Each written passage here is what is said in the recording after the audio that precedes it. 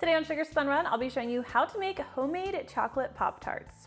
Hey Sugar Spun Bakers, Sam here, and today I am so excited to be sharing another carefully tested, well-researched, and perfected recipe. In my last video, I shared how to make classic strawberry Pop Tarts. Today we are doing all chocolate.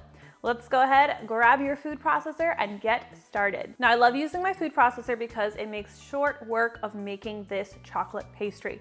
We are going to start by combining 2 1/4 cups of all-purpose flour, 1/4 cup of natural cocoa powder, 1/4 cup of granulated sugar, and a half teaspoon of table salt right in the basin of our food processor. Now, we're just gonna pop that lid on, and we are going to pulse very briefly just until everything's combined.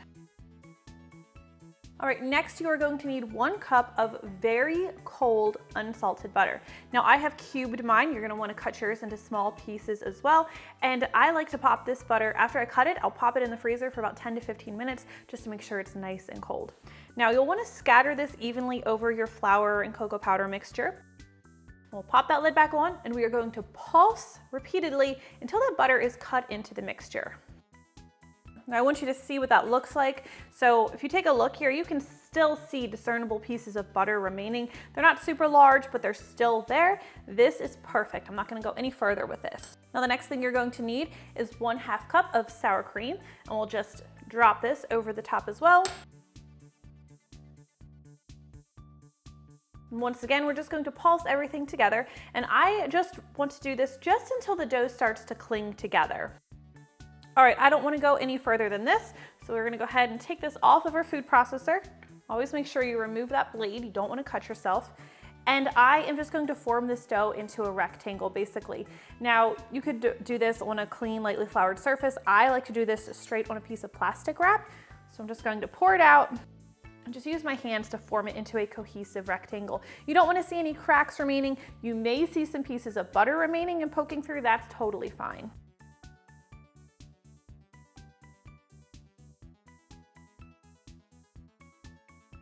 Now we'll get this very tightly wrapped up, and I do like to flatten it a little bit. It's going to make it easier to roll out when we're ready for that. And we're going to pop this in the fridge where it's going to need to chill for about 45 minutes to an hour. So while our chocolate pastry is chilling, what I like to do is begin preparing the chocolate filling. Now in a heat-proof dish, we're going to combine 6 ounces of semi-sweet chocolate, and I'm just using chocolate chips, with 2 tablespoons of salted butter. And I'm just going to use a knife to cut this into small pieces because we're going to be melting everything and I want it to melt nice and evenly. We're also going to add 2 tablespoons of heavy cream. Now we're going to pop this in the microwave and heat it in about 20-25 second increments, stirring well in between until the chocolate is completely melted and the butter is completely melted and this mixture is nice and smooth. All right, this looks perfect. So the next thing we're going to need is 3 tablespoons of powdered sugar and just a half teaspoon of vanilla extract. Just whisk everything together until the mixture is nice and smooth. You shouldn't have any lumps from the sugar.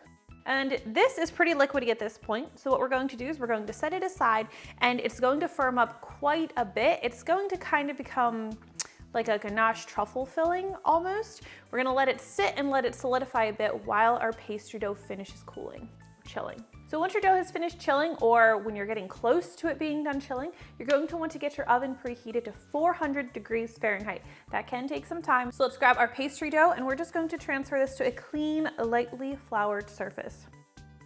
All right, now we're just going to roll this dough out until we have it between 1/8 and 1/4 inch thick. And note that while I'm rolling this out, I'm pausing periodically and using a spatula to scrape under the dough because I don't want it sticking to the counter. I want it to be easy to get my rectangles out of the dough when I go to cut them. So feel free to pry up the dough, sprinkle flour underneath as needed, and use as much flour as you need. Okay, this looks pretty good. So now we're going to cut out our rectangles for our Pop Tarts. I found this cute little cookie cutter. I will see if I can link to it in my equipment section of the recipe. But if not, if you can't find one of these, you can just cut your rectangles by hand. They should be 2.5 inches by 4 inches. Now we'll cut out our rectangles, keep them close together. And I'm just going to do about half of these for now, but obviously with any scraps that you have, you'll want to regroup them, re-roll them out so you get as many Pop Tarts as possible out of this. You should be able to get 20 rectangles so that you have 10 Pop Tarts.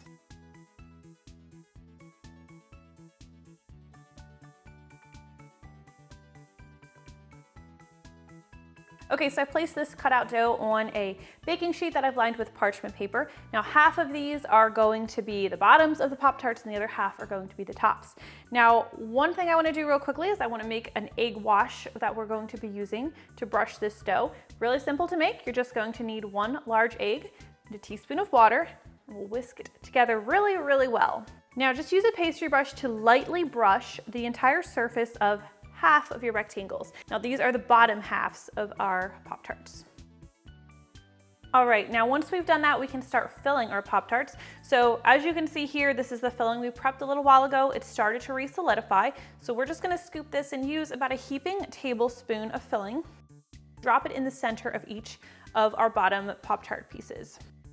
And I like to use a spoon to kind of squash it a little bit because I don't wanna have super big mounds right in the center.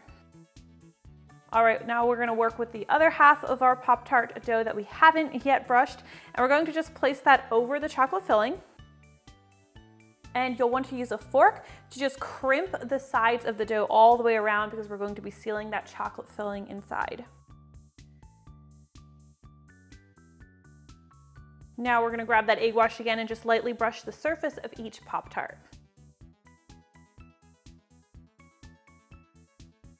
And we want these Pop Tarts to be able to vent while they're baking. So I like to take a wooden skewer and I'm just going to poke about 6 to 8 holes in the surface of each Pop Tart. Now, if you're working in a really hot kitchen and your dough is starting to get sticky and difficult to work with, at this point or at any point, if you're having trouble, you're going to want to pop your tray back in the fridge for 5 to 10 minutes or until it's manageable. I'm not having any issue with the dough today. It's not too hot in here, so I am ready to pop these right in my 400-degree Fahrenheit preheated oven. They're going to need to bake for about 15 to 17 minutes. After baking, we're gonna wanna let these cool completely before we cover them with icing. But let's go ahead and make that icing while we wait. So here I have 1.5 cups of powdered sugar, and I'm going to add a tablespoon of natural cocoa powder. I have 2 tablespoons of milk measured out here, but I'm only gonna add about half of it for now. And I also like to add 1 tablespoon of light corn syrup, which helps make this frosting dry nice and hard and shiny. Now we'll whisk these together until the mixture is nice and smooth, adding more milk as needed. I do need a little bit more because this is a little too stiff. All right, and you know you have the right icing consistency when you lift the whisk or your spoon out of the frosting and the little ribbon that forms as it drizzles back into the bowl, it should hold its shape for a couple of seconds before completely dissolving back into the icing. All right, once your Pop Tarts have cooled, all that's left to do is decorate them with our glaze. Now I have these on a cooling rack, but I like to put a piece of wax paper underneath to catch any drips that might happen. Now let's just drizzle this over our Pop Tarts. And then for a final finishing touch, I love to add sprinkles. I mean, what is a Pop Tart without sprinkles? All right, once the glaze has set, you are ready to dig in to your very own homemade chocolate Pop Tarts. I really hope you guys enjoyed today's recipe. I had a lot of fun making this one. I think you're gonna love it too. If you try this out, please let me know what you think. I always love hearing from you. Thank you guys so much for watching, and I will see you next time. Look at that filling.